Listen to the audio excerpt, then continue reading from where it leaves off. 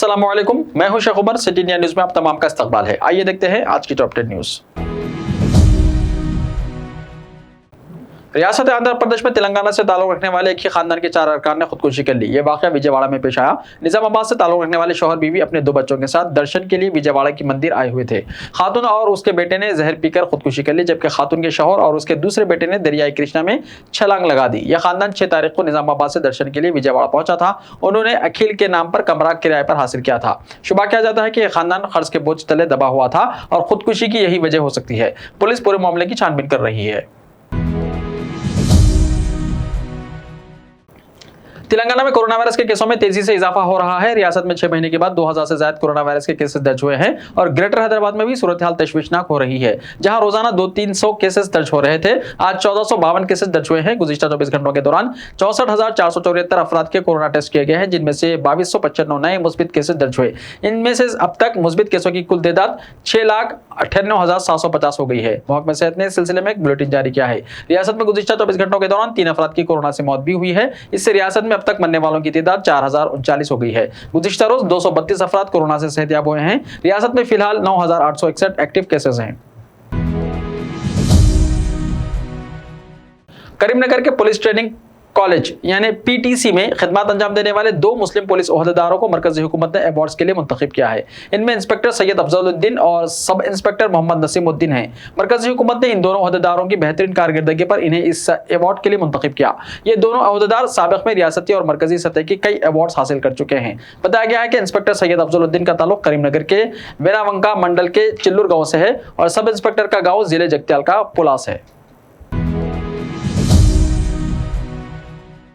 तेलंगाना में हुकूमत से 2 करोड़ शहरियों के कोरोना मुआयनों के इंतजाम किए जा रहे हैं और मुआयना किट्स के हुसूल को यकीनी बनाया जा रहा है। तेलंगाना कोरोना की तीसरी लहर से निपटने पूरी तरह से तैयार है और महकमा सेहत से बुनियादी सतह पर कोरोना इलाज और क्वारंटाइन के इंतजाम किए जा रहे हैं। तीसरी लहर से निपटने में तेलंगाना मुल्क भर की रियासतों के लिए मिसाल हो गई है। वज़ीर सेहत हरीश राव ने आज महकमा सेहत के ओहदेदारों के साथ टेलीकॉन्फ्रेंस मुनक्किद करते हुए हिदायत जारी की और कहा कि चीफ मिनिस्टर चंद्रशेखर राव की हिदायत के मुताबिक बस्ती दवाखानों, प्राइमरी हेल्थ सेंटर्स के अलावा घरों पर भी कोरोना के इलाज के लिए किट्स की फराहमी और मुआयने के इंतजाम किए जाए। क्या जमाना आ गया है, सोचकर तकलीफ होती है। जिस घर में बेटी रहती है वहां रहमत और बरकत रहती है। आज के साइंसी दौर और तालीम याफ्ता अफराद होने के बावजूद लोग बेटियों से ज्यादा बेटों को तरजीह दे रहे हैं। बेटी पैदा होने के खौफ से हामिला खातून ने डिलीवरी से 1 दिन पहले खुदकुशी कर ली। यह वाकया जिले मंचरियाल में पेश आया। दंडेपल्ली मंडल मौजा नरसापुर की 26 साल रमिया की 2017 में मंचरियाल के ए आनंद से शादी हुई थी। इस जोड़ों को पहले भी बेटी तवल्लुद हुई थी। रमिया दूसरे मरतबा हामिला हुई। 9 माह भी मुकम्मल हो गए। डॉक्टर्स ने जुमेरात को डिलीवरी की तारीख भी मुकर्रर कर दी। ताहम फैमिली में मौजूद एक डॉक्टर ने रमिया को बताया कि इसको दूसरी भी बेटी हुई पैदा होगी, जिस पर रमिया ससुराली रिश्तेदारों के तारों का सामना करने के बजाय एक नई जिंदगी को जन्म देने से 1 दिन पहले खुदकुशी कर ली। इत्तला मिलते ही पुलिस ने लाश का पोस्टमार्टम कर लिया। रमिया के पेट में डॉक्टरों ने मरे हुए मुर्दा बच्चे को निकाला, जिस पर खानदान के अरकान मजीद गमज़दा हो गए। तेलंगाना स्टेट इंजीनियरिंग एग्रीकल्चरल और मेडिकल कॉमन एंट्रेंस टेस्ट यानी TSMCET 2022 का जून के आखिरी हफ्ते या जुलाई के पहले हफ्ते में इनेकाद अमल में आ सकता है। मार्च में नोटिफिकेशन जारी किया जा सकता है। इंजीनियरिंग, फार्मेसी, एग्रीकल्चर और दूसरे कोर्सेस में दाखिलों के लिए ये टेस्ट होगा, जिसकी तारीख को कोविड की सूरत हाल को पेश नजर रखते हुए तय किया जाएगा। इंटर इम्तिहानात और कौमी सतह के दूसरे इम्तिहानात को भी मलूज रखा जाएगा। वज़ीर दाखिला मोहम्मद महमूद अली ने TRS रुकन असेंबली वी वेंकटेश्वर राव के फर्जंद वी राघवेंद्र राव के खिलाफ इल्जामात की मौसर तहकीकात का तयख्खुन दिया।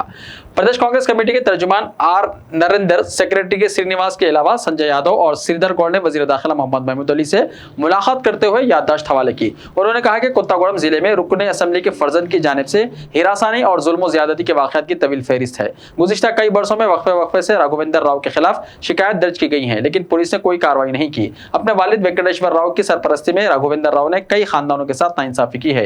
रामकृष्णा नामी शख्स को मदद करने के लिए राघवेंद्र ने जिस घिनौने और बदतरीन जुर्म का इर्तिकाब करने की कोशिश की वो नाकाबिले मुआफी है। रामकृष्णा ने इस तौहीन से दिलबर्दाश्ता होकर अफराद खानदान के साथ इज्तिमाई खुदकुशी कर ली। कांग्रेस कायदीन ने कहा कि अवाम के एहतजाज के बाद पुलिस ने मुकदमा दर्ज किया, लेकिन अभी तक गिरफ्तारी अमल में नहीं लाई गई। पुलिस ओहदेदार गिरफ्तारी की तरदीद कर रहे हैं। कांग्रेस कायदीन ने वज़ीर दाखिला से अपील की है कि राघवेंद्र राव की ज़्यादतियों की आला सतही तहकीकात का हुक्म दें ताकि तमाम जराइम की सजा दी जा सके। वज़ीर दाखिला ने इस सिलसिले में जरूरी कार्रवाई का तयख्खुन दिया।